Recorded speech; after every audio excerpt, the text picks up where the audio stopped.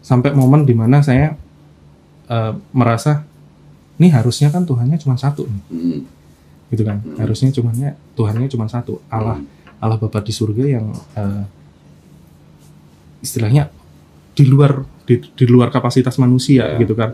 Karena kayak kisahnya bagaimana Nabi Musa gitu kan, yang kaumnya itu minta untuk Nabi Musa itu pengen bertemu dengan Allah langsung kepada Nabi Musa. Sinarnya baru turun, Bukit Sinai sudah bergoncang kan itu kan. Nah itu saya berpikir berarti kuasanya luar biasa dong, gitu kan. Kita nggak bisa bayangin. Terus akhirnya saya mikir kalau bentuknya seperti manusia tuh, gitu kan, tangannya yang dipakai buat bikin gunung, itu tangan yang sama untuk bikin hidung kita, hidungnya Nabi Adam gitu kan. Inna ad-dina 'inda Allahil Islam.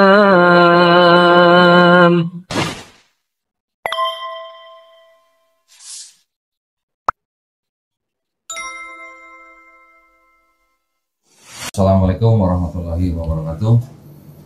Berjumpa kembali di channel Nuritan dan Geram Mola Jakarta. Pada malam hari ini saya kedatangan seorang tamu dari MCI ya, betul? MCI Mualaf Center Indonesia. Alhamdulillah, dengan Ustadz. Jangan Ustadz. Oh jangan Ustadz. Kiai. Jangan. Biasa dipanggil kalau dari teman-teman kebetulan. Kebetulan Hitachi. Hitachi. Hitam tapi Cina. Iya. Panggilannya Fandi berarti ya? Fandi aja ya? Iya, boleh. Asli mana Jogja? Kalau asli sebenarnya kelahiran di Jawa Timur, Tulungagung. Cuman kira-kira sejak tahun 2015 saya sudah menetap di Jogja. Oh gitu, pindah hijrah berarti? Hijrah. Sekeluarga semua? Awalnya saya aja kan, akhirnya bisa bikin keluarga di sana kan. Oh jadi awalnya sendiri ngerantau terus cari istri orang sana. Oh dapat istri orang sana. Enggak, maksudnya orang tua nggak pindah ke Jogja? Enggak. Tetap di Tulungagung? Tetap di Tulungagung. Alhamdulillah ya. Mantan kafir ya? Sama kayaknya. Iya, sama ya? Sama. Alhamdulillah. Enak ya ngomongnya ya? Sama-sama malam nanya mantan kafir lo ya? Gitu. Apalagi kita sama-sama Cina kan? Sama-sama sipit lagi. Sama-sama Cina, jadi nggak ada rasis, nggak ada ini. Iya. Karena alhamdulillah kan kita nggak pernah bisa milih ya? Iya, nggak bisa. Iya. Nggak bisa milih. Ya kalau Cina tapi hitam itu kan DL gitu. Iya. Asik. Alhamdulillah dengan Fandi siapa namanya? Lengkapnya Fandi Wiyogo Gunawan. Oh, kirain Fandi Kristianto.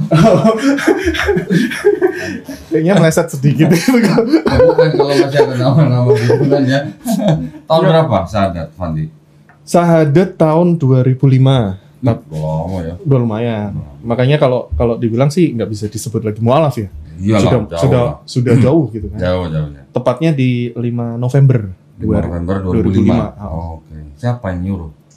Nggak ada sih. Oh, nggak ada. Nggak ada. Karena ini aja. Kalau kita bilang saya pencarian sampai 1,5 tahun untuk masuk ke Islam gitu kan. Mempelajari dari satu yang lain terus sampai akhirnya finally. Maksudnya satu yang lain-lain maksudnya agama yang lain? Iya. Oh, bukan Islam yang lain. Bukan. Jangan salah sebut. Ntar ada Islam ini gitu. Bukan. Apa lagi? Kan kalau kita bilang di Indonesia saat itu agama yang diakui kan ada 5 tuh. Oh belum 6 ya? Belum 6. Okay. Saat itu belum 6. Tapi kan di keluarga saya ada 6 jenis. 6 agama? 6 agama. Dalam satu keluarga? Dari keluarga besar. Oh keluarga besar. Jadi kalau ada Muslim juga berarti? Enggak. Maksudnya tadi 6 Mini. Kalau yang Muslim biasanya kan ya tahu sendiri lah. Kalau Chinese tuh kalau sama Muslim gimana gitu kan, kadang kita kayak dilupakan gitu kan. Yeah. Nah itu rata-rata mayoritas tuh di Kristen, terus kedua Katolik, Buddha, Hindu. Ada Hindunya juga? Ada Konghucu. Oh. Kalau Konghucu bisa dibilang meskipun meluk yang lain tapi tetap ada. Itu keluarga besar. Keluarga besar. Tapi maksudnya kalau yang Hindu tuh bukan sedarah gitu. Satu marga sih. Oh, satu marga. Satu marga. satu marga. Oke. Dan ada aliran kepercayaan juga. Jadi makanya 6. Oke. Yang saya pelajari dulu awalnya 6. Ya. Tapi mempelajari yang dipelajari jadi apanya aja? kalau saya itu karena pas saat itu bisa dibilang kan pemikiran saya belum sedewasa sekarang kan. 2005 itu usia saya kemungkinan bukan kemungkinan sih, persisnya di 14 tahun. Wih, 2005 itu 14 tahun. Jadi sekarang masih 33 sih. Baru ya, 33 ya. Nah, masih kan. Iya baru, belum 70 kan. Belum. Jadi mempelajari agama-agama waktu itu. Jadi awalnya saya dari besar di Kristen Protestan, gitu kan. Gerejanya GKA. Apa tuh? Gereja Kristen Abdiel. Iya. Oke. Terus? Nah, dari Engkong itu kan sering ini ya, sering ngajak saya itu ya ibadatnya bukan ibadat anak-anak dari mulai TK tuh. Jadi sering dibawa ke ibadat dewasa. Terus? Yang habis subuh, habis subuh sampai padang. Akhirnya itu seringnya kalau anak-anak lain kan cuman hari Minggu aja kan. Kalau saya dari Sabtu kadang malam itu sudah mengikuti ibadah malam. Akhirnya dari situ kan kehidupan saya jadi bisa dibilang separuh sudah berada di gereja. Oke. Kan karena dari itu pun juga dan sering baca-baca itu dari kecil itu kayak cita-citanya. Ini saya gereja dikit. Nggak apa-apa. Oke. Dari kecil itu karena seringnya diajak ke gereja, terus ini akhirnya punya cita-cita itu untuk jadi martir. Hah? Sampai mau jadi martir? Iya. Dulu ngeri apa? Jadi kalau mic-nya agak depan mulut. Depan mulut. Ya udah sini. Agak jauh nggak apa-apa, tapi depan mulut. Nah, enggak dah sini dah. Oke. Nah, dari situ akhirnya kan kita memperdalam, terus sering ikut bantu di gereja kan gitu kan. Jadi jadi pekerja gereja. Pelayan ya. Marbot. Bisa dibilang pelayan ya kalau kita biasa. Dan pas usia 9 tuh sudah mulai bantu-bantu nyiapin sekolah minggu. Oke. Oh, 9 tahun? Iya. Lah 9 tahun kan masih jadi anak sekolah minggu harusnya? Iya, tapi karena pas saat itu karena ini itu sering bantu nyiapin, terus nanti duduk bareng tuh. Bantu nyiapin terus sampai waktu sudah mulai bisa bercerita, itu saya sudah mulai ngajar. Umur berapa? Kira-kira 11-12 itu. 11 tahun 11 udah tahun ngajar sekolah minggu? Oke. Tapi kayak apa ya, istilahnya kita kayak guru tandem. Oke. Kalau misalkan dari ini ceritanya saya sudah menguasai gitu kan. Nah, saya diminta untuk ini. Jadi kayak pelatihan mulai ngajar tuh. Nah, muridnya sendiri pun itu rata-rata ya di bawah 6. Di bawah 6 tahun ya masih. Buat anak-anak. Iya, buat anak-anak. Banjir Nuh gitu ya.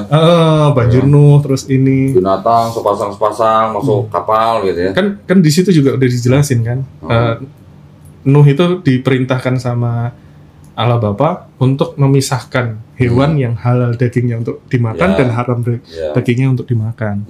Itu jadi konsep halal haram itu sebenarnya juga ada di dalam Bible ada. Terus selain itu? Nah, setelah itu kan saya kayak mikir kan, terus pas saat itu terus patungnya buat apa tuh di depan kan gitu kan. Saat itu saya sih begitu gitu kan. Cuman karena memang gereja saya pun itu kayak bikin majalah itu loh. Apa? Majalah remajanya, majalah buletin gitu. Nah, cuman overall karena memang saya sendiri itu tidak secara spesifik kayaknya anuin Koko untuk baca Bible secara detail, tahu titik letaknya itu. Dari momen itu saya akhirnya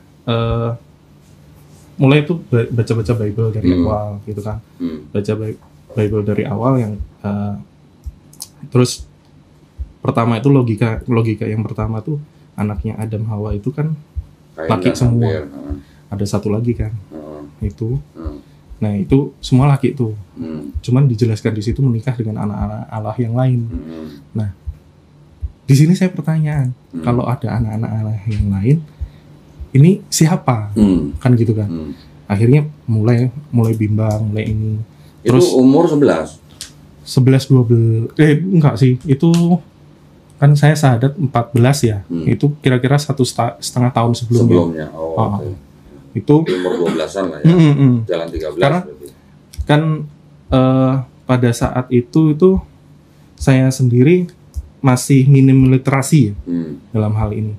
Dan pas saat itu juga saya akhirnya ini apa namanya, seringnya kan buka Bible tapi sambil baca gitu kan. Terus ketemulah yang kalimat Allah itu Esa, Allah itu pencemburu, gitu kan. Itu kan ada di kitab Korintus kalau nggak salah. Ya, ada beberapa. Di perjanjian lama ada, di perjanjian baru ya, ada. Ya. Itu sampai momen dimana saya merasa ini harusnya kan Tuhannya cuma satu nih. Gitu kan. Harusnya Tuhannya cuma satu, Allah Bapa di surga yang istilahnya di luar kapasitas manusia gitu kan. Karena kayak kisahnya bagaimana Nabi Musa gitu kan, yang kaumnya itu minta untuk apa, Nabi Musa itu pengen bertemu dengan Allah langsung kepada Nabi Musa.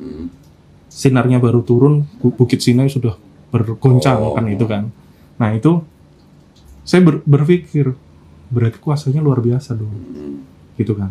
Kita nggak bisa bayangin. Terus akhirnya saya mikir kalau bentuknya seperti manusia tuh, gitu kan, tangannya yang dipakai buat bikin gunung, itu tangan yang sama untuk bikin hidung kita, hidungnya Nabi Adam gitu kan.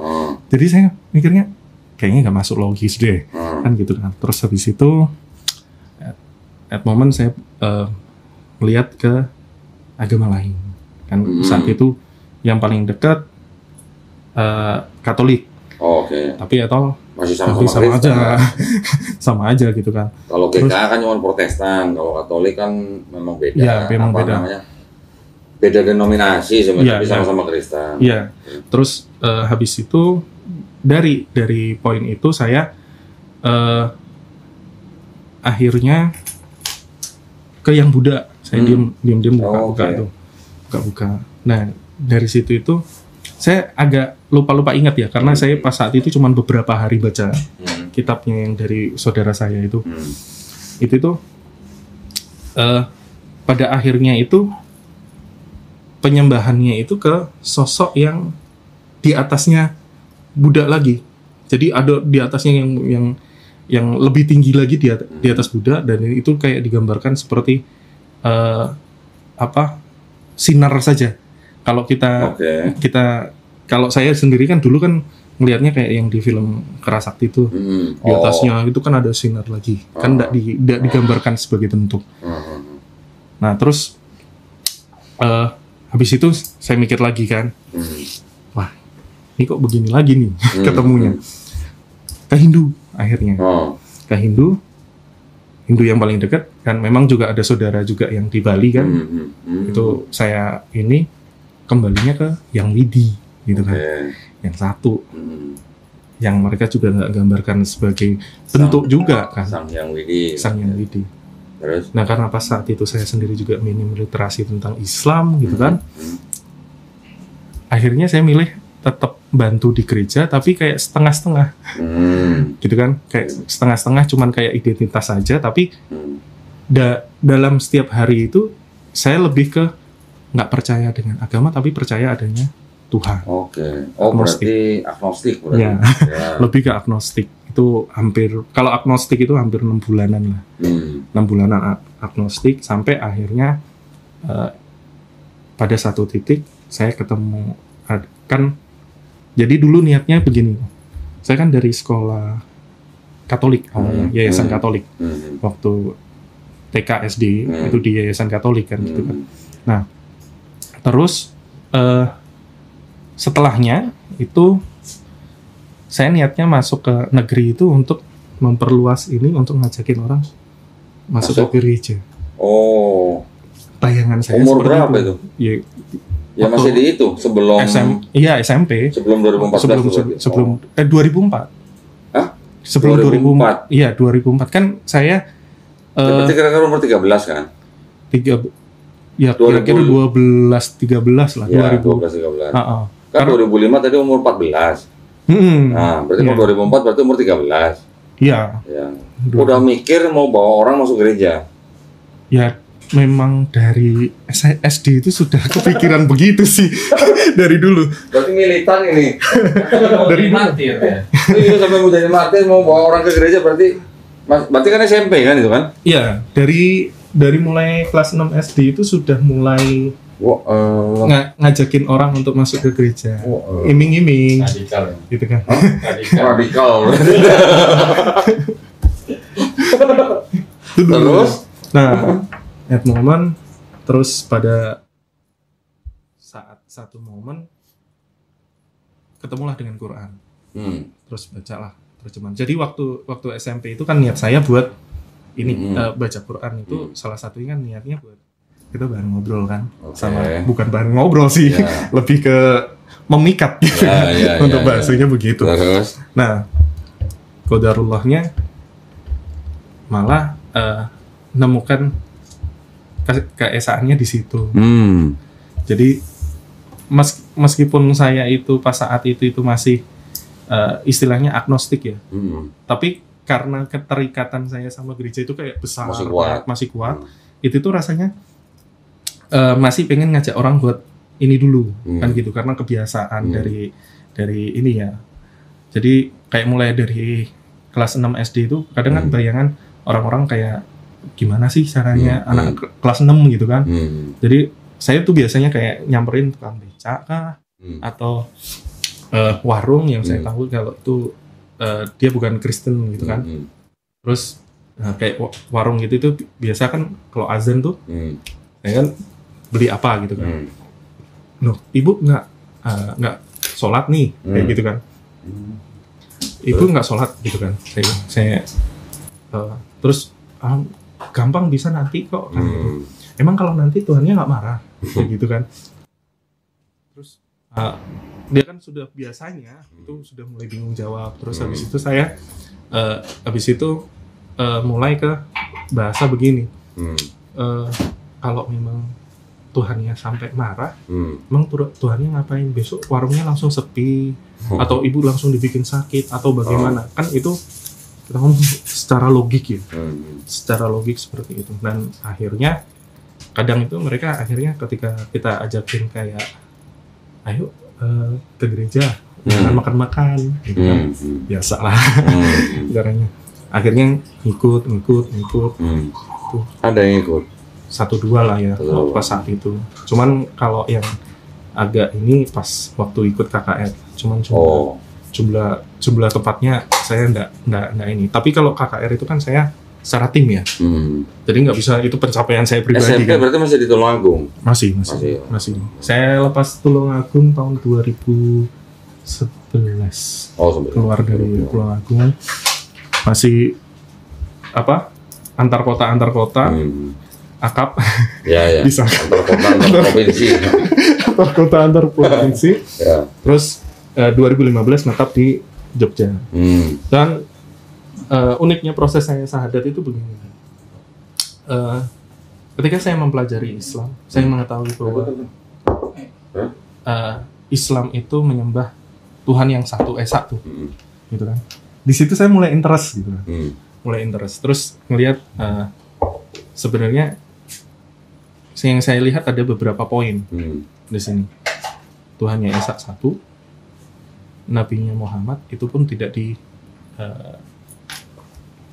dimuliakan di atas manusia, tapi tidak setara dengan Tuhan. Ya. Kan gitu kan. Ya.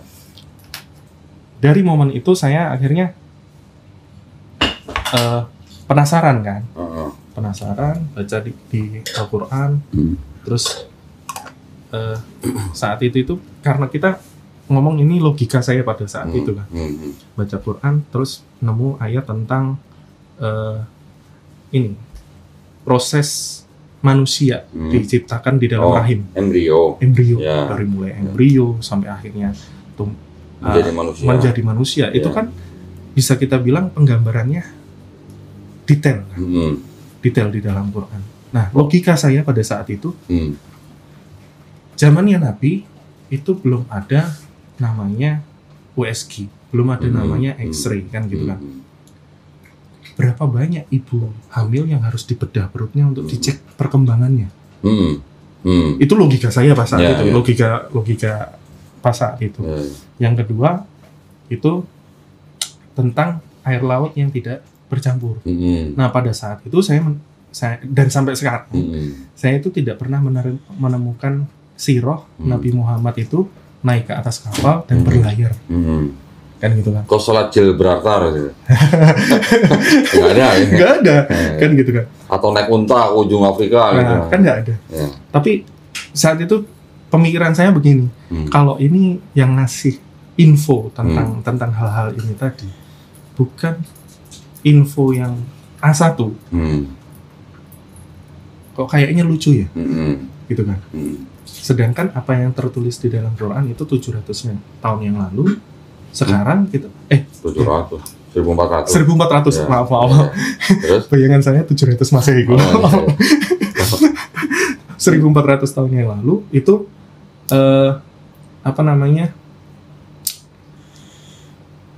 belum ditemukan hal-hal yang detail seperti ini, kan gitu kan. Nah, pada saat itu saya terfikirnya seperti ini, ibarat kita ada di atas kapal, di atas lautan. Kita baca buku tentang apa yang ada di lautan, ikan, terus cumi apa. Tapi kita cuma baca, tapi kita nggak ngelihat sendiri, kita nggak ini. Jadi dari rasa penasaran itu, bukunya saya tutup, masuklah dulu. Alhamdulillah. Jadi pada saat itu saya mikir cuma semalam. Ketika sudah baca semalam, itu tuh langsung. Paginya saya datang ke guru pas itu guru SMP saya. Kan ada guru, kalau di negeri kan ada guru untuk khusus agama Islam, agama Kristen kan ada. Saya datang ke guru agama Islam, kaget beliaunya. Kamu udah dipikir matang? Sudah izin orang tua. Padahal belum saya. Tapi saya ngomongnya sudah kan. Akhirnya langsung sadar dibawa ke PA, Pengadilan Agama. Saat itu. Terus abis itu kayak orang on dibilang. Jadi perkiraan saya itu, saya tahu ada tuntunan sholat gitu kan. Tapi saya nggak pernah ngebayangin kalau sholat itu wajib 5 kali sehari. Belum tahu. Terus juga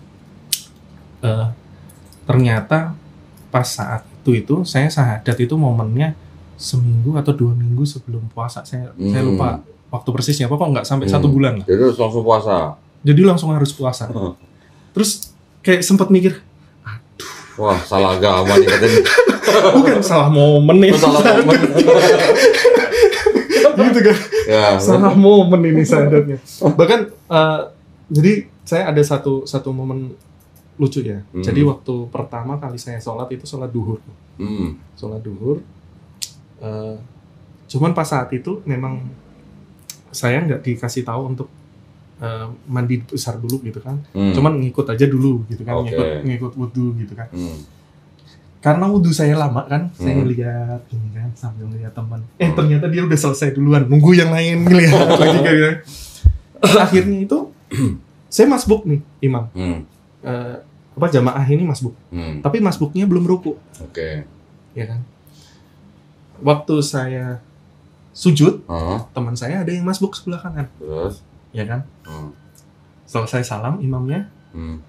Saya kan mau ikut salam, mau noleh gitu kan. Nolehlah ke kanan dulu. Teman saya berdiri. Ikut berdiri. Bayangan saya kan karena saya telat, kan gini. Berarti kalau telat harus nambah lagi gitu kan. Akhirnya ikutlah berdiri tuh. ikut 1 rakaat lagi ngikutin dia gitu kan. Karena belum hafal bacaan, belum hafal apa-apa kan. Udah ngikutin aja. Tapi alhamdulillahnya teman sebelah saya ini dia itu nggak pernah ngasih tahu sampai 3 tahun 4 tahun kemudian. Oh, kenal sama dia orang-orang. Iya, karena teman sekolah kan. Oh, teman sekolah. Teman sekolah. Jadi Oh. dia baru ngasih tahu itu setelah kita di SMA kelas 2 atau kelas 3 itu bikin reuni SMP tuh. Dia cerita di situ. Dulu kamu pertama sekali sholat itu sholatnya 5 rakaat. Apa iya? Iya, dulu begini. Oh iya, jadi teringat kan kejadian itu. Oh iya, memang saya tambah gitu kan. Tapi mungkin kalau pas saat itu saya langsung dikasih tahu, mungkin bisa malu kan.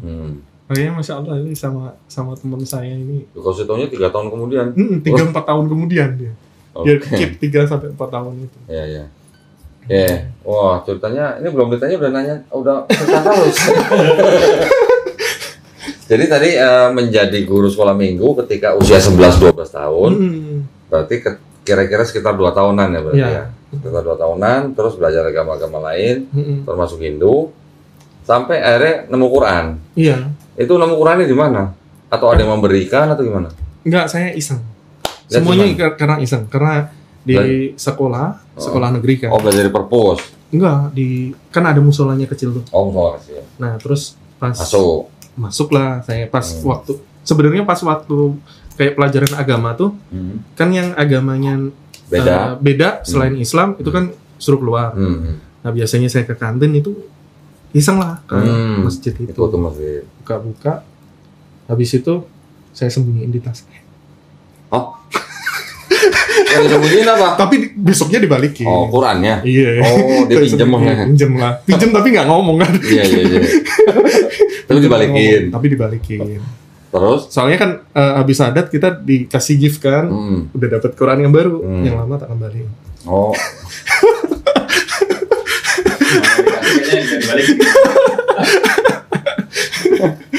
Nah, waktu umur 14 itu ketika syahadat, jadi bilang dibawa ke pengadilan agama untuk syahadat di sana. Iya. Oh, jadi yang mensyahadatkan? Yang mensyahadatkan dari PA. Oh, jadi petugas pengadilan agama. Pengadilan agama. Oke. Kan belum punya KTP kan? Belum. Terus dikasih apa? Dokumen apa waktu itu? Surat izin dari orang tua, tapi tanda tangannya kebetulan mami saya bisa, jadi yang bisa maksudnya situ, Pandi yang bisa meniru tanda tangan karena tanda tangan orang tua kan harus ada surat izin orang tua kan. Iya. Tanda tangan mami papi kan saya bisa gitu, jadi saya bisa meniru maksudnya. Susah amat ngomong. Waduh, memasukkan tanda tangan orang tua. Iya, tapi alhamdulillahnya kan setelah itu kan 4 tahun kemudian mami papi juga masuk Islam. Alhamdulillah. Karena apa waktu itu? Kalau pas saat itu sih sebenarnya kalau mami lebih ketika mami lagi sakit tuh, lagi sakit keras, terus beberapa minggu sebelum meninggalnya beliau, itu kan sempat ngobrol sama saya. Apaan? Kalau mami ini sudah agak kuat, kamu mau nggak ngantar ke gereja? Terus pada saat itu saya ngomongnya, nggak apa-apa Mi, tak antar. Nungguin di sebelahnya mami, megangin mami untuk duduk. Saya jawabnya mau. Gitu kan, nggak apa-apa Mi. Gitu kan. Itu ketika mami umur sakit. Berapa? Itu 2010 berarti saya 19. Sudah 5 tahun. Iya. Sudah 5 tahun masuk Islam. Nah itu orang tua tahu nggak itu? Selama 5 tahun itu? Tahu. Oh, udah tahu. Oke. Reaksi? Ya seperti keluarga lain. Oke. Jadi, seperti keluarga lain. Oke. Jadi seperti keluarga mualaf yang lain maksudnya. Keluarga mualaf dan Chinese. Dan Chinese ya. Yang tipikal gitu lah ya. Tipikalnya dalam arti belum bisa melihat agama yang agama Islam setara dengan agama lain. Gitu ya. Oke. Jadi selama 5 tahun itu berarti mami papi ini mengasingkan atau sampai bagaimana? Nggak usah detail kalau memang nggak mau ceritain. Kalau dibilang kalau saya poinnya begini kok, karena mami papi sudah masuk Islam itu kan Allah sudah ampuni semuanya kan. Jadi kalau dibilang saat itu saya nggak sampai, ya sempat lah mengalami hal-hal yang seperti itu sempat, tapi tidak lama. Paling kembali rumah.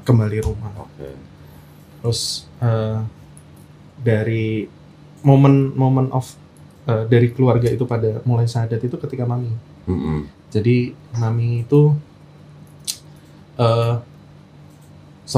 pas setelah saya jawab seperti itu, akhirnya kan mami tanya. Mami tanya, kenapa kamu dulu memutuskan untuk masuk Islam, padahal kamu yang paling kuat ketika di gereja gitu kan. Dari anaknya mami 4 itu saya yang paling ini gitu kan. Paling straight gitu. Agak straight, paling militan gitu. ya. Kalau Atau paling radikal? yang ini Militan lah. ya, bisa dibilang tuh sebelum syahadat kok. Sebelum syahadat, jadi sebelum saya ini ya, ketika saya mulai aktif di gereja itu, saya bisa dibilang benci sama Islam. Benci sama Islam, bahkan sampai kalau denger azan tuh real telinga itu sakit. Waduh. Berasanya kayak Berarti sakit. speakernya jelek itu kalau begitu. Ya nggak tahu sih. Coba speakernya yang bagus ya. Sampai kalau kita lagi nonton TV gitu kan, tiba-tiba azan maghrib kan. Lu lempar TV-nya? Enggak. Wow. Sayang tuh ya. Mami papi nggak sekaya itu. Oke. Saya Kirain marah lempar sendal gitu enggak. Terus jadi dulu bisa dibilang saya sampai yang sakit. kenapa gitu? Kenapa kok melihat Islam begitu? Apa ya? Dulu juga sempat diajarkan di dalam gereja ya. Oh, di gereja? Iya, sempat didogma lah dalam artian itu, janganlah kamu beribadah seperti orang-orang fasik yang dimana dia mengadah tangannya ke atas menunjukkan ibadahnya, terus menempelkan dahinya ke tanah. Itu ada. Jadi kayak menunjukkan gerakan sholat dulu, tapi di ini. Tapi saya anehnya itu banyak yang diajarkan ketika kita ngomong di ininya itu nggak ada di ini. Ya. Lah Yesus sendiri aja sujud. Iya. Sampai mukanya ke tanah gimana? Iya. Tapi ya itu kan yang salah satu momen juga saya yang ini itu adalah pertanyaan soal bait Allah ketika Yesus selepas perjamuan malam terakhir. Yesus ke Taman Getsemani, menghadap ke bait Allah. Bersimpuh, menempelkan dahinya ke tanah, diikuti oleh murid-muridnya di belakangnya. Sujud. Iya kan, sujud, gitu kan. Terus? Itu salah satu pertanyaan saya begini. Terus bait Allah di mana sekarang? Walaupun itu hancur dan pecah ketika Yesus disalibkan kan, katakan. Enggak, bukan kan, bait Allahnya hancur, tabir. Nah, tapi kalau versi yang gereja saya di bait Allahnya. Bukan ayatnya itu. Tabir bait suci terbelah 2, tabir itu kan penutup. Iya. Di Matius 5:27. Cuman kalau yang diajarkan yang saya di sekolah minggu tuh, yang itu didengar. begitu. Iya. Terus? Jadi saya mikir walaupun itu hancur kan ada bekas bangunannya. Yeah. Terus pengikutnya kan ada. Kenapa nggak dibangun ulang atau di ini? Itu pas saat itu saya mikirnya sih begitu gitu kan. Jadi banyak hal-hal yang saya itu mikirnya ini sebenarnya yang diajarkan itu benar nggak sih secara Bible dengan yang sebenarnya gitu loh. Kan kalau kita mau bilang kan ya nggak cuman sinode saya dulu ya, sinode saya dulu, tapi kan banyak gereja-gereja itu yang membuat versinya masing-masing untuk diceritakan ke ini. Karena saya itu katakanlah pendalaman saya bukan di speknya bukan pendalaman Alkitab, tapi lebih ke yang speaker atau ngomong hanya apa yang didengar gitu ya. Dari apa yang didengar, terus kita mempelajari dari majalah-majalah yang dibagikan untuk diceritakan kan gitu kan. Itu akhirnya saya sendiri pas saat itu ya kok beda gitu kan. Termasuk pas saya juga nemu Yesus melepas kasut ketika mau masuk ke rumah ibadah, mencuci muka, tangan dan kaki, kan gitu kan. Kalau kita lihat kan itu di orang Katolik yang pakai air suci, terus dia cuma digantikan dengan tanda salib, nyelup air suci, terus tanda salib kan gitu. Nah dari situ saya itu banyak poin itu yang ini sebenarnya Yesus itu cuma utusan. Bahkan kalau kita mau bilang kemarin itu saya barusan diskusi sama satu orang ya. Dia mau masuk dalam Islam, dia menanyakan ke saya, kenapa Islam itu tidak mengistimewakan Yesus juga? Kata dia. Kenapa nggak diistimewakan melebihi Nabi Muhammad? Dia mengatakan seperti itu. Dia ngomong sama saya, bukankah Yesus itu diangkat di surga dalam kondisi hidup? Nabi Muhammad kan enggak. Kan gitu. Harusnya lebih tinggi derajatnya Yesus daripada Nabi Muhammad. Dia mengatakan seperti itu. Terus saya jawab, terus bagaimana dengan Henok sama Elia? Iya. Naik keretanya Elia berapi lagi. Naik keretanya diangkat. Iya. yang cuma ditinggal jubahnya. Jatuh kan? Ya kan? Jadi dari jawaban saya gitu dia iya. Terus habis itu saya bilang, bukankah Yesus sendiri itu sudah pernah menyanggah ketika dia disambut oleh Yohanes Pembaptis. Terus Yesus menjawab kan, apakah utusan lebih mulia daripada yang mengutuskan gitu kan? 13-16. Iya. Jadi pas saat itu dia masih kira-kira apa yang lagi saya tanyakan, apa yang mau ditanyakan tentang Islam. Itu kan panjang tuh. Diskusi ada 4 jam, 5 jam lah diskusi. Terus dia ngomong gak ada. Dia bilang gitu. Terus paham maksudnya posisinya Nabi Muhammad? Paham. Terus Asyhadu. Saya langsung gini. Udah siap tak gituin? Udah siap? Bentar. Terus habis itu, menurutmu yang mengamalkan ajaran Kristiani yang sesuai dengan Bible itu siapa? Tak gitu kan? Terus dia jawab, ya kalau dari penjelasan tadi sih malah lebih orang Islam yang mengatakan seperti itu. Terus dia kan tanya, emang kalau dari Kofandi yang paling logis di Islam, yang paling mudah untuk saya pahami di Islam, itu konsep tentang apa? Dia tanya gitu. Terus saya menjelaskan konsep keadilan dalam Islam. Itu paling logis di manapun, saya bilang. Kalau kita ngomong di agama Kristen Katolik, siapapun yang mengikuti jalan Yesus, maka dia akan masuk kerajaan surga. Kan gitu kan? Dan dosa manusia semua diampuni. Ibaratnya kalau saya ngomong, karena pas saat itu yang saya hadapin Katolik ya, kamu itu melakukan dosa sepanjang minggu nih, Senin sampai Sabtu, kamu nyuri, kamu ngerampok, kamu mukulin orang, kamu ini. Ketika Minggu pengakuan dosa, selesai semua. Kalau dalam Islam nggak begitu. Kita masih berpikir mau melakukan suatu hal yang buruk sama orang, itu aja sudah ada hitungannya. Tapi nggak sekarang. Perhitungannya itu nanti kita menerimanya nggak cuma sekarang. Ada nanti di dunia kita diberikan, ada nanti di alam barzah, ada nanti ketika kita waktu selepas dari padang mahsyar. Mulai dari padang mahsyar sampai akhirnya penghakiman, itu dibagi di situ. Jadi jangan dipikir kamu bisa bebas dari semua apa yang kamu lakukan. Kan gitu. Menurutmu fair nggak? Kalau misalkan nih orang dari dia dari Senin sampai Sabtu dia melakukan banyak kejahatan. Masuk hari Minggu dia masuk bilik pengakuan itu. Terus dia langsung nol tuh. Dia melakukan apa yang dikatakan oleh pater atau pastor yang ada di dalam bilik, langsung nol.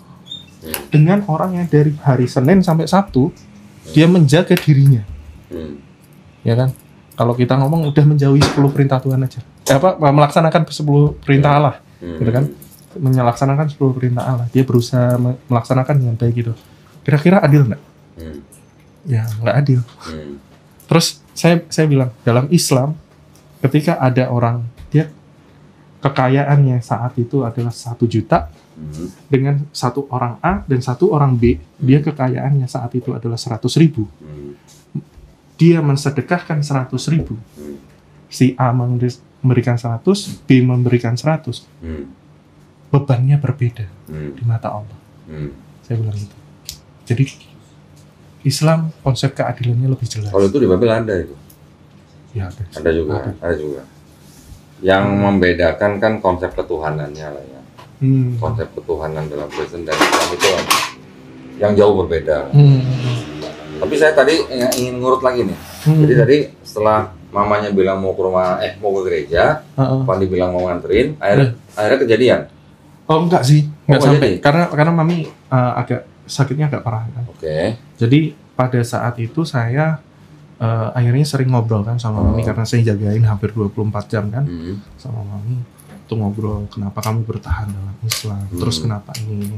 Saya jelaskan seperti yang saya tadi ceritakan, masalah cerita ketika masalah Bapak Abraham. Itu kan karena kita sinode yang sama kan. Itu mami, iya.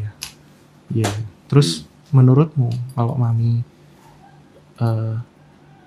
masuk Islam, mami meninggalnya pas Ramadan. Mami meninggalnya pas Ramadan. Bulan Ramadan. Ya, jadi pas saat itu kan sebelum Ramadan ya, mami diskusi sama saya. Itu menurutmu kalau mami masuk Islam sekarang, mami nggak bisa sholat karena sudah pakai oksigen, sudah pakai ini, sudah kalau duduk harus dibantu gitu kan, nggak bisa sholat, nggak bisa puasa. Menurutmu gimana? Oh, ada caranya. Saya bilang sama pada saat itu kan saya belum punya ilmunya, belum banyak kan. Okay. Jadi saya mengatakan, Mam, Allah itu maha tahu. Allah itu maha tahu. Niat mami untuk masuk Islam pun Allah akan terima dengan baik. Saya bilang gitu. Jadi kalau saya ngomong, kalau mami mau masuk Islam, ayo, nggak usah mikir bagaimana nanti kalau mau sholat, mau ini, kan gitu. Apalagi mau puasa. Saya udah nggak usah dipikir. Oh, nggak ingat pengalaman sendiri tuh? Apanya? Salah momen tuh masuk Islam sebelum puasa. Nggak ingat momen sendiri. Tapi ya, karena kayak gitu kan akhirnya interest kan. Terus saya ada salah satu ini yang istilahnya salah satu yang bimbing saya ketika saya sudah masuk Islam, ngajarin buat baca-baca ini, itu akhirnya kan dekat sama keluarga saya. Nah, akhirnya saya ajak beliau, saya manggilnya sampai kayak Pak D gitu kan, kayak bapak kedua saya ajak, terus ikrar sama beliau. Alhamdulillah. Itu Papi tahu nggak tuh?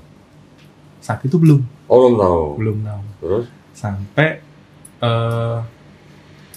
mami akhirnya meninggal di 9 Ramadan, mami meninggal. Papi juga nggak tahu? Akhirnya papi tahu itu dari. Papi tahunya setelah mami meninggal atau sebelum mami meninggal? Pas sih. Oh, pas meninggal. Ya. Oke. Karena dikebumikan secara Islam mungkin. Jadi pas saat itu hampir bisa dibilang saya agak negosiasi sama keluarga besar ya. Karena kan taunya kan mami dari dulu kan Kristen, terus teman dari adik sama kakaknya mami itu udah bilang iniin lah dikebumikan secara Kristen soalnya ini. Saya bilang enggak, mami sudah masuk Islam. Saya bilang gitu kan. Terus datang Pak Dela, ya sudah masuk Islam. Akhirnya kita agak ini sedikit gitu kan. Keluarga kaget. Ya kalau dibilang sih shock gitu. Ya karena saya sendiri itu kan kalau dibilang laki-laki paling tua tuh di yang bagian cucu. Saya laki-laki paling tua. Terus akhirnya ada salah satu yang mengenai anaknya yang lebih berhak untuk maminya. Ya setau lah adatnya kan kok. Ya itu. Terus meskipun sudah terlanjur dibelikan peti itu, akhirnya tetap dikebumikan dengan cara Muslim. Alhamdulillah. Nah itu pada saat itu berarti papi tahu berarti? Ya, terus papi akhirnya setahun kemudian. Reaksi papi waktu itu gimana? Mungkin karena sedih ya. Papi karena sedih itu jadi nggak merespon soal itunya. Tapi momennya itu di situ benar-benar yang kita, masya Allah ya. Mami itu kan sebenarnya meninggalnya jam 11 siang. Oke. Jam 11 siang. Terus? Qadarullah karena adanya sedikit pembicaraan yang alot itu baru bisa dimandikan itu jam asar, habis asar. Terus? Habis asar baru bisa dimandikan, terus dari pertama mandiin itu badannya belum dingin. Oke. Terus? Sampai akhirnya malam itu dimasuk jam habis isya baru dimasukkan ke dalam peti kan. Itu masih hangat. Adik saya juga megang kan waktu ngangkat itu. Terus tiba-tiba itu waktu 7 hari meninggalnya mami, itu kan kita kayak bikin acara tuh. Bukan tahlilan. Ya itu. Ya itu. Ya Tahlilan di keluarga Kristen gitu maksudnya? Kan kita ada rumah sendiri. Oke. Jadi rumah dukanya kan di rumah sendiri. Jadi terus habis itu adik saya yang laki-laki tiba-tiba maju. Tapi siangnya habis tanya sama saya, kalau aku mau doain mami kok, kira-kira sampai enggak ya? Saya saat itu jawabnya, ya enggak lah, kan beda. Kamu masih Kristen. Terus saya nggak sambil bercanda tuh, yang sampai koko. Kalau doa, kalau yang sampai ke mami, doanya koko. Saya bilang gitu. Doanya koko yang sampai ke mami. Iya. Terus tiba-tiba itu dia diem kan. Malamnya tiba-tiba dia waktu yang sama yang mimpin doa itu maju kan. Saya mau masuk Islam. Langsung gitu. Alhamdulillah itu. Terus papi. Pas hari ke-7 itu berarti? Iya, di hari ke-7. Papinya? Papi itu 2011-an. Beda setahun. Terus Cece sama Mimi, kakak sama adik saya perempuan, itu syahadatnya 2012. 2 tahun. 2 tahun setelah mami meninggal. Iya. Nah, papi waktu itu akhirnya masuk Islam kenapa? Karena pas saat itu kalau papi itu papi posisi ada di Jakarta tapi saya di Tulungagung kan. Saya ngurusin kerjaan sama beberapa usaha yang masih jalan kan di Tulungagung pada saat itu. Jadi kita nggak sering kontak kan, tahun-tahun segitu kan belum ada WA, belum ada BBM kan gitu kan. BBM pun kayaknya yang paling lama tuh yang masih pakai bola itu ya. Oh, masih pakai bola tuh. Iya kan. Apa namanya itu ya? Apa itu? Lupa. Oh, yang ada bola di tengah-tengah. Iya, ada bola di tengah-tengah tuh. Nah, jadi pada saat itu kan kita kalau mau telepon juga akhirnya males kan, biayanya agak lumayan gitu kan. Dan kita sibuk dengan kesibukan masing-masing, cuman tahu tiba-tiba papi masuk Islam gitu. Oh, papi masuk Islam nggak ngabarin Fandi? Nggak ngabarin juga. Terus baru setelahnya ketika 2011 papi pas pulang ke Tulungagung, ya kan, saya baru masih tahu. Saya sholat tiba-tiba, saya tunggu, saya ikut mau wudhu dulu. Sudah masuk Islam tadi. Sudah. Oh, jadi kayak ngalir gitu aja. Nggak, Fandi nggak nanya, gimana kok papi ceritanya kok bisa jadi masuk Islam? Enggak sih. Enggak ya? Karena kalau saya itu sampai sekarang pun saya kalau misalkan ada mu'alaf ya, ada mu'alaf mau syahadat itu, karena prinsip saya nggak mau tanya dulu, biarkan dia yang enjoy untuk cerita gitu kan. Karena pengibaratan saya seperti di atas kapal ini tadi, kalau ada orang yang dia tenggelam terus dia minta tolong angkat tangan saya, apa saya mau tanya dulu alasanmu pengen hidup apa, kan lucu kan? Ya, beda lah. Diangkat dulu gitu kan, diangkat dulu. Jadi kayak papi pun saya juga sama dari dulu. Saya nggak pernah tanya, terus sampai akhirnya pas lagi serius, ternyata pencarian papi itu agak lebih rumit daripada saya. Sampai dulu itu pernah ikut apa ya, kayak pemahaman tentang sebentar saya ingat-ingat. Soalnya istilahnya agak lucu. Krismolanteng atau apa gitu. Di gereja itu? Bukan, beda-beda. Di luar. Jadi itu pemahamannya Kristen Jawa, Islam Klenteng. Oke. Jadi kayak aliran kepercayaan gitulah. Kris apa tadi? Krismolanteng. Krismolanteng. Itu menganggap Tengnya itu Klenteng. Kristen Jawa, Islam Klenteng gitu kan. Itu menganggapnya itu Islam itu pada saat itu masih berada di lantai ke berapa ya? Saya nggak detail pas saat itu. Lantai 5 atau 6 lah. Apanya lantai? Jadi menganggap itu level agama itu 1 sampai 7 atau berapa gitu kan. Nah, Islam itu sampainya cuma sampai ke langit ke-6 atau ke-7. Lah yang langit ke-7 apa? Agama apa? Baru itu Kris Wolanteng itu tadi. Jadi menyatukan semuanya tuh. Menyatukan semuanya. Terus ya kayak aliran kebatinan gitu lah dari ini. Dari situ Papi ngikut kegiatan itu terus gimana? Karena pas saat itu Papi itu ceritanya agak sepenggal ya. Jadi saya detailnya bagaimana kurang jelas juga. Tapi sebenarnya Papi di gereja aktif? Sudah enggak. Sudah enggak. Udah berapa lama? Kira-kira semenjak 2008 2009 semenjak Papi dulu ada beberapa job di Bali sama di Jakarta.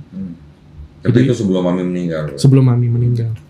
Itu jadi Pandi masuk Islam 2005. Mami masuk Islam 2010. Papi masuk Islam 2011. Adiknya tadi 2010 juga.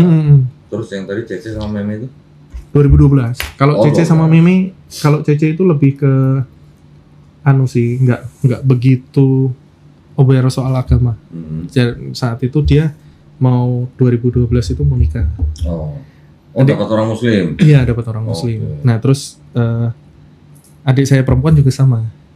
Tapi kalau adik saya perempuan itu malah lebih dia untuk pemurtadan dia lebih aktif dia. Waktu masih di gereja. Waktu masih di gereja dia lebih aktif. Terus waktu dia masuk Islam gimana? Saya harus ngedepin pendetanya.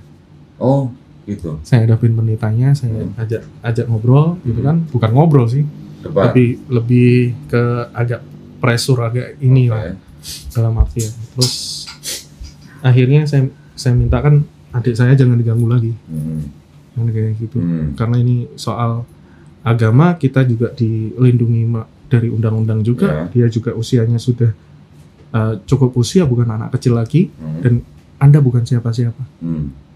Keluarga bukan, ini bukan. Terus kalau masih mau dilanjut yang pas saat itu kan SMS ya, terus SMS, terus telepon, terus dia sering ke rumah gitu kan. Itu kalau mau dilanjut ya Anda keras, saya bisa lebih keras gitu. Jadi pas saat itu saya masih ingat yang adik saya perempuan itu begitu. Jadi begitu dia sebenarnya kalau tapi alasannya adiknya masuk Islam kenapa? Nikah juga di tahun 2012 itu nikah. Nikah. Nah, jadi satu keluarga inti ini semua masuk Islam. Alhamdulillah sudah. Alhamdulillah. Terus kalau keluarga besarnya tante, om gitu? Masih ada sedikit PR ya. Masih ada sedikit PR. Tapi kalau yang dari keluarganya Papi, tante yang adiknya Papi persis, jadi Papi 4 bersaudara. Yang pertama masih Katolik, yang kedua Papi. Ada yang masuk Islam nggak dari? Ada. Tante saya yang ketiga itu masuk Islam tahun 98. Tapi pas saat itu kan karena ini akhirnya kan agak jauh sedikit kan. Nah begitu saya masuk Islam itu dekat lagi. Sama tapi keluarganya, om saya. Omnya nggak masuk Islam. Iya. Tapi maksud saya gini, dari mulai Fandi, adiknya, Mami, adiknya, Papi, Cece, Meme gitu. Setelah semuanya masuk Islam nih, semuanya menjalankan Islam. Alhamdulillah. Kecuali Mami. Iya, alhamdulillah. Semua menjalankan Islam. Alhamdulillah. Bahkan waktu Papi meninggal itu, Papi meninggal tahun 2019. 19. Iya, Papi meninggal itu saya kan kumpul sama teman-temannya Papi yang ada di desa tuh. Jadi di depan rumah persis itu ada satu musola. Papi nggak pernah cerita ternyata beliau itu bukan sering ya, menjadi salah satu pengurus di musola itu. DKM. Jadi sampai tetangga pada cerita itu, papimu itu tidak pernah meninggalkan sholat kecuali waktu mengunjungi kakak saya itu di Kediri, mengunjungi adik saya yang di Surabaya pas saat itu, mengunjungi saya di Jogja. Jadi pasti setiap hari dia berusaha di musola terus. Nah, sampai momen pas hari meninggalnya. Hari meninggalnya itu Papi di hari Jumat pasan juga. Wih, meninggalnya hari Jumat. Ya, sebelum sholat Jumat persis. Oke. Maksudnya. Saya dikabari itu posisi lagi nunggu azan di dalam masjid di Jogja. Oh. Jadi posisi itu papi itu langsung kena serangan jantung. Jadi dalam waktu 2 jam. Meninggalnya dalam musola? Enggak, papi enggak. Oh, Sudah ke rumah sakit tuh. Oh. Cuman kalau saya dikabarinya pas posisi di dalam masjid. Lagi nunggu azan. Ya. Lagi duduk nunggu azan itu. Terus teman-temannya papi itu pada cerita papi itu kelewat itu cuma subuh waktu hari meninggalnya. Hah? Kelewat waktu Iya. subuh. Kelewat subuh cuman pas pada hari dia meninggal. Iya. Kelewat subuhan di Ya masjid. Allah. Jadi kesiangan, bangunnya waktu sudah terang kan. Terus akhirnya papi sholat di rumah, jalan-jalan ke tetangga, nyamperin teman-temannya gitu kan, minta yang apa? Pamit. Iya, kayak orang pamitan gitu kan. Iya. Kayak orang pamitan, terus tiba-tiba jam 11:30 meninggal gitu. Papi. Hari Jumat ya. Barokah. Amin. Alhamdulillah Pandi ini ya berarti seorang mualaf yang akhirnya mungkin bisa dikatakan menjadi wasilah buat satu keluarga ini ya. Masuk Iya, Islam semua. bisa Ya, itu dari mulai mami. dari mulai mami. Kalau papi tadi istilahnya masuk Islam sendiri tanpa pengetahuan Pandi ya. Tapi akhirnya kan berarti yang dulunya mungkin dia papi itu menentang Pandi masuk Islam, akhirnya malah dia masuk Islam. Alhamdulillah. Senang banget kalau begitu mah. Kebanyakan malah nggak satu keluarga. Kalau dibilang itu mami papi itu kan sudah ada komplek makam itu di Bong Cina di Tulungagung kan. Ya. Akhirnya itu satu makam besar, satu komplek itu. Dua-duanya makam muslim cuman mami papi itu. Oh gitu. Di Bong itu. Di Bong. Oh. Jadi Kok bisa? Ya Emang nggak ada pemakaman Islam di tempat lain? wasiat dari beliau berdua sih. Jadi memang dari posisi Engkong itu kan makamnya Engkong nggak jauh kan, cuman sebelahan aja, beda blok aja. Ngomong Bong gue jadi inget aku di Cilacap. Udah lama banget gak pernah dengar kata Bong. Dari kecil mana nih di Bong itu. Tapi selama Pandi udah masuk Islam, Pandi pernah nggak ngancem keluarganya gitu? Nggak pernah kan? Nggak pernah. Saya punya teman masuk Islam, masih muda sebelum nikah. Dia ngancem ke keluarganya. Pokoknya kalau nggak semuanya masuk Islam, saya nggak akan nikah gitu katanya. Ya, kalau kita mungkin saudaranya bodo amat gitu. Tapi alhamdulillah satu keluarga masuk Islam semua. Mungkin tahu lah. Kan orang NCI ya, harusnya tahu. Siapa? Ya pokoknya dekat NCI lah. Coba dicek nanti siapa lah gitu. Ada yang begitu. Abis ini langsung nyari YouTube-nya satu-satu ya. Cuma di screen. Nah, gitu. Akhirnya ketonton semua itu. Gitu. Tapi enggak, dia nggak pernah di YouTube. Oh, udah pernah. Cuma dia cerita sama saya begitu kejadiannya. Oh. Enggak, alhamdulillah. Kalau saya cuman pas saat itu habis sadar itu cuman ngomong saya sudah masuk Islam. Kira-kira yang mau ikut saya siapa? Gitu. Oh, gitu. Cuman gitu aja. Ngancam ya? Enggak ngancam. Kalau nggak masuk Islam, saya nggak akan nikah gitu. Saya ketawa denger gitu. Tapi ya alhamdulillah masuk Islam semua. Alhamdulillah. Keren ya. Ya begitulah ya, berarti artinya kan memang yang namanya keluarga, apalagi yang tipikal Chinese toto gitu ya, toto lah ya. Toto dalam arti bukan toto yang nggak bisa bahasa Indonesia, bukan. Yang pemikirannya masih toto. Itu karena memang ada pengaruh atau akibat dari politik divide dan imperial waktu Belanda. Kan Cina di kelompok sendiri, Arab, India, pribumi gitu misalnya. Iya. Jadi masing-masing kelompok ini kan mudah diadu domba sama Belanda. Tinggal Belanda ngomong ini begini, ngomong sama ini begini. Oh begitu ya seterusnya muter-muter. Jadi setiap kelompok punya kecurigaan. Pasti terjadi gitu. Padahal kan kalau kita melihat kelompok itu kan ya memang banyak yang mungkin berdagang dengan Belanda. Ketika induk semangnya nggak ada gitu. Nah mereka kan akhirnya kan kebanyakan masuknya kalau nggak Buddha, Kristen. Karena induk semangnya Kristen. Jadi yang mereka kenal sudah Kristen, mereka sudah sudah familiar gitu dengan. Jadi makanya yang ditinggalkan oleh Belanda dari kelompok Tionghoa ini banyak masuk Kristen. Karena juga sudah terpengaruh oleh budaya Barat gitu. Betul kan? Ya kalau di saya itu karena saya taunya itu poinnya ketika saat itu dari kakek itu kan aktif banget di gereja kan. Kalau kakek yang dari papi itu aktif banget di gereja, tapi kalau kakek yang dari mami itu lebih ke Konghucu. Oke. Jadi dulunya bagaimana itu kan saya nggak diceritain detail kan pada saat itu, karena ya saya taunya cuman diarahkan begini aja gitu kan. Nah, saya mau tanya Pandi nih. Ini kan mumpung sama-sama Cina nih.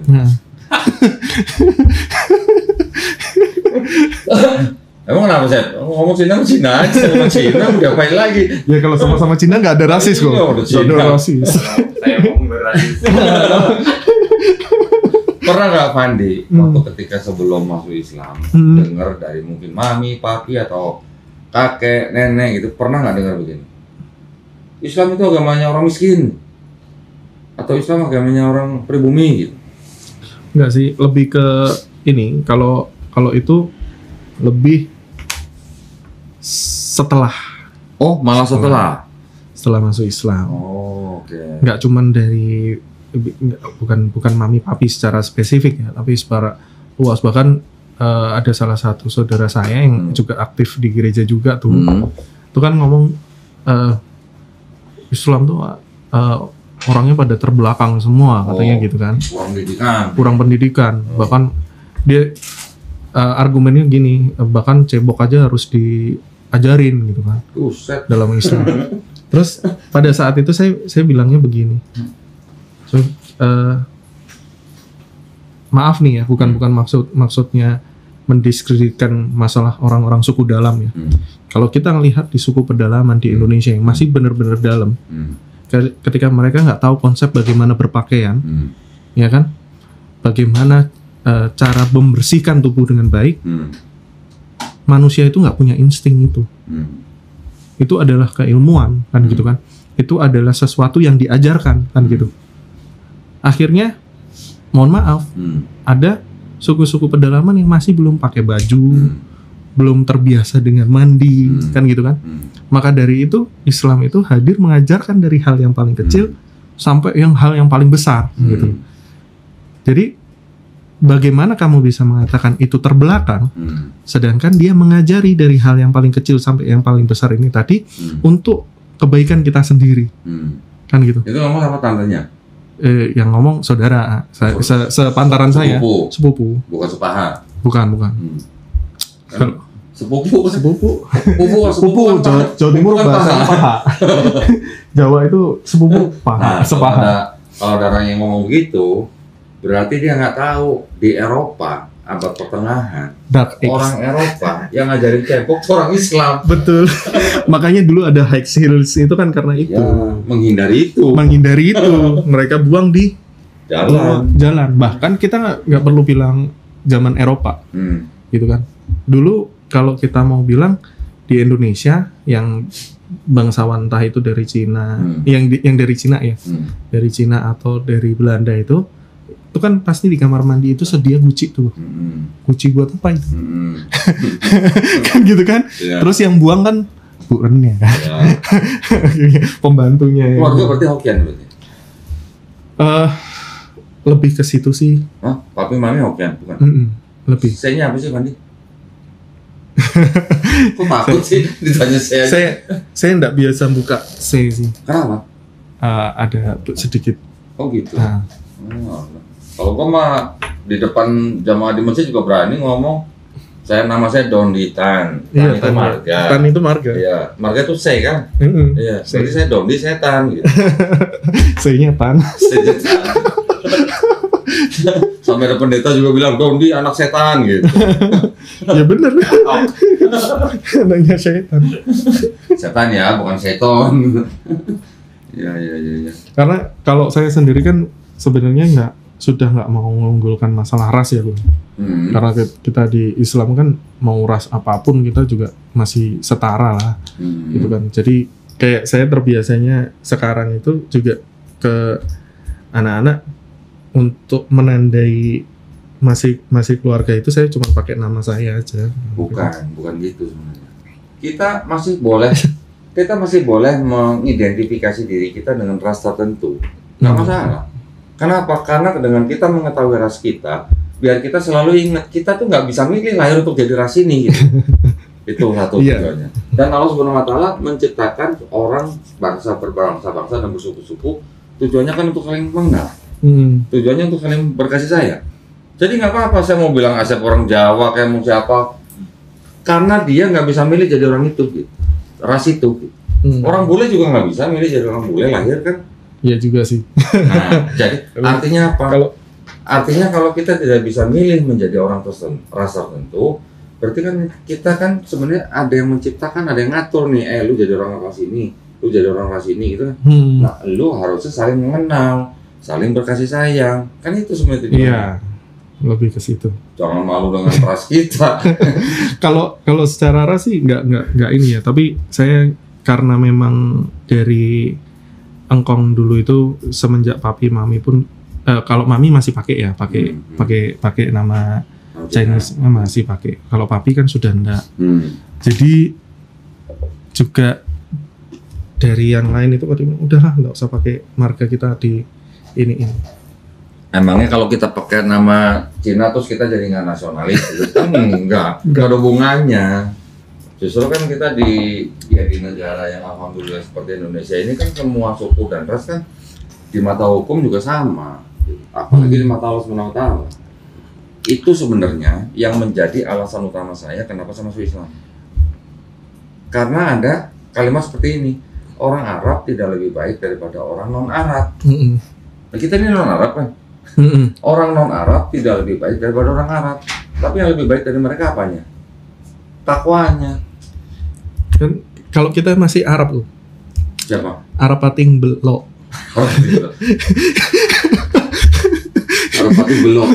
Arab pating belok. Nah, jadi karena ada ajaran yang seperti itu, jadi artinya orang tidak dilihat dari suku dan rasnya. Yang dilihat di mata Allah Subhanahu Wa Taala adalah yang paling bertakwa. Iya. Jadi orang Cina tidak lebih baik daripada orang Jawa. Orang Jawa tidak lebih baik daripada orang Padang tidak lebih baik daripada orang Batak tidak lebih baik daripada orang Timur. Semuanya itu yang paling baik yang bertakwa. Iya. Jadi siapa? Enggak sih, lebih ke gimana ya? Kalau saya secara pelafalan kan, ya. Jadi kan gampang gitu, siap gitu. Kan kok setan gitu aja. Arahnya sebenarnya ke situ sebenarnya. Bukan mau menelusuri leluhur gitu enggak. Kalau di Cina kan mungkin Asep nggak tahu ya. Kalau di sini itu kan ada 3 nama. Ya, misalnya ya apa misalnya. Ya, itu kan marga. Ya. Nanti ada kata kedua, itu sebenarnya menunjukkan orang ini generasi berapa. Kata ketiga itu baru nama kecil daripada si orang itu.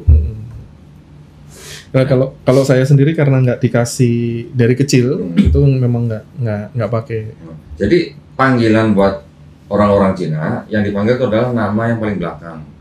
Yang paling depan itu malah jadi marga. Beda dengan sistem Barat, nama kecil di depan, nama belakang. Nama belakangnya di belakang. Akhirnya ngadopsinya kan kita yang keluarga kita namanya itu dialihkan dengan nama Indonesia ditaruh paling belakang. Papi berarti punya surat ganti nama nggak?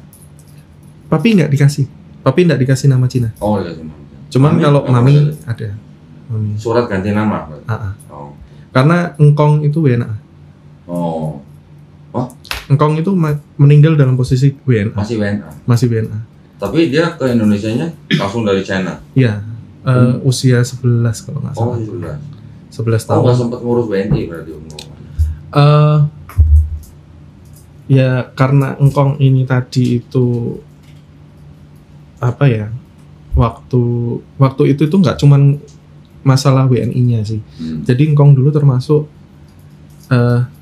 Cina yang sedikit punya apa ya, mental juang. Jadi engkong yang dari mami itu termasuk pejuang kemerdekaan. Kemerdekaan. Iya. Jadi nggak WNI sih. Jadi gini, go ceritanya. Engkong dulu apa? Kalau dari ceritanya engkong itu waktu zaman Belanda, maminya engkong itu kena terus terbunuh. Kenapa? Kena tembak. Itu akhirnya ada sakit hati. Ikut sakit hati. Ya sakit hati siapanya? Engkong saya sama Belanda tuh. Punya sakit hati, terus akhirnya ikut perjuangan. Terus waktu Jepang, kan ada masanya itu Jepang anti Cina. Nah kalau di Tulungagung sampai ada makam massal orang-orang Cina tuh. Nah kakek saya, buyut saya kena. Buyut saya kena, dan kakek saya pada saat itu dipikir juga ikut kena. Sampai namanya juga ada di lisannya, 500 nama tuh. Kakek saya ada. Terus istilahnya kakek itu kabur, tapi terus akhirnya berjuang. Jadi di Tulungagung pada saat itu. Nah, ketika tahun 98 mau mendekati meninggal itu 9698. Antara tahun 96 ya, 97, karena saya nggak ngalamin langsung, itu kan ceritainnya. Dari papi itu bilang engkong itu sudah mau ngurus WNI sama pengurusan itu veteran. Pengurusan veteran dari teman-teman seperjuangannya juga ini minta untuk engkong itu ngurus itu. Tapi engkong itu ya mungkin udah feeling juga ya. Waktu tanda tangan awal-awal itu udah bilang paling nanti ini keluar aku udah nggak ada. Nah jadi posisinya masih WNA. Itu. Ya. Baik, seru juga ya. Cina loleng. Benar nggak itu dulu? Iya.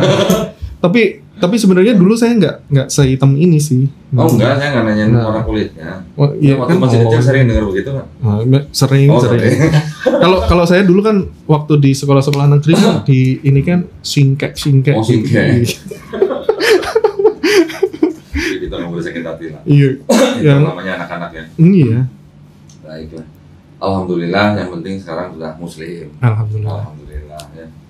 Tapi kita juga sebenarnya boleh dikatakan kalau dengan Islam, Cina juga boleh dikatakan dekat dengan Islam. Iya. Karena yang salah satunya yang membawa Islam ke Indonesia ya salah satu juga dari Cina juga. Laksamana Cengho. Nah, bahkan saya pernah baca Laksamana Cengho itu kalau ke satu tempat dia ninggalin ustadz untuk tinggal di situ, untuk menikah di situ. Jadi untuk mengajari Islam di situ. Pindah ke tempat lain ninggalin lagi ustadz. Yang saya dengar, yang saya baca ya. Tapi Laksamana Cengho itu Kasim kan? Iya, katanya Kasim. Katanya kan Kasim. Sudah dikebiri. Iya. Berarti. Saya baca Kopengho aja. Apa? Saya baca Kopengho aja. Enggak, soalnya dulu pernah ada yang ini kan, pernah waktu awal-awal tahun 2016 tuh ada yang ini ngaku kalau keturunan langsung dari Laksamana Cengho gitu. Terus. Oh, berarti Laksamana Cengho punya istri di sini gitu? Bayangan saya bukan itu. Habis? Kan infonya gitu. Begitu kan? Ya. Infonya begitu. Terus gimana punyanya gitu kan? Punya keturunan langsungnya loh. Nih, kalau satu marga oke lah. Kita ini gitu kan. Padahal waktu itu belum ada bayi tabung gitu ya. Iya, belum ada.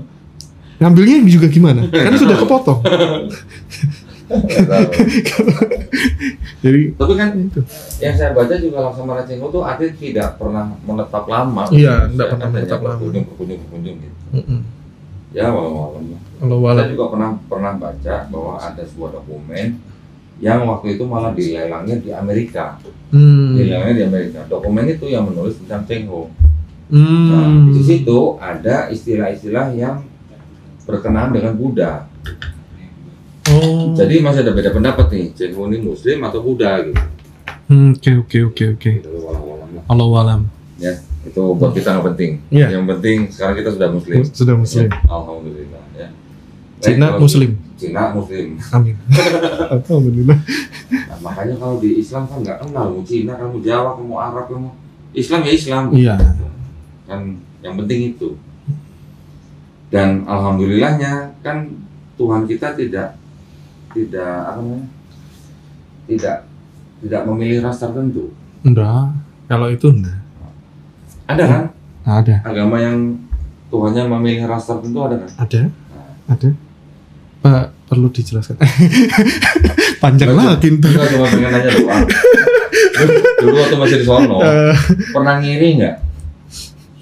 Pernah ngiri nggak? Iya. Kenapa Tuhan gua nggak sipit gitu misalnya? Pernah ngiri nggak? Udah, nggak usah Tapi ya, kan, nggak usah ya. tapi kan ada yang menyesuaikan. Siapa? Oh gambarnya. Iya. Kan gambarnya. Iya, kan ada yang Tergantung di mana mana gitu kan. Iya kan, disesuaikan. Iya. Betul nggak? Tapi kita bukan melihat gambarnya. Tapi kan kalau melihat dari teksnya dia kan ras tertentu. Oh iya. Itu maksud saya. Ada. Ya kan? Ada. Ya, kalau ras tertentu kan kita sudah bisa bayangin seperti apa. Nggak mikir ya dulu ya. Enggak. Aku juga Nggak pengen punya Tuhan sipit gitu misalnya. Enggak ya. Ya. Alhamdulillah. Baik kalau gitu cukup kali ya. Ya. Terima kasih banyak buat Fandi ya. Fandi siapa tadi namanya? Fandi Wiyogo Gunawan. Wiyogo Gunawan. Berarti marganya Gunawan. Iya. Oh, berarti saya Gunung. Segun. Alhamdulillah. Terima kasih banyak ya. Fandi sudah berbagi cerita dengan kita dan mudah-mudahan ceritanya Fandi pada hari ini bisa membawa inspirasi buat kita juga ya. Iya. Insya Allah ya. Dan juga paling tidak dari cerita Fandi ini bisa membentengi akidah umat Islam ya, dari upaya-upaya yang dulu dia lakukan. Tim pemberontakan. Ngaku lagi. Makanya punya utang banyak kan? Oh gitu ya. Iya. Sekarang harus bayar utang ini.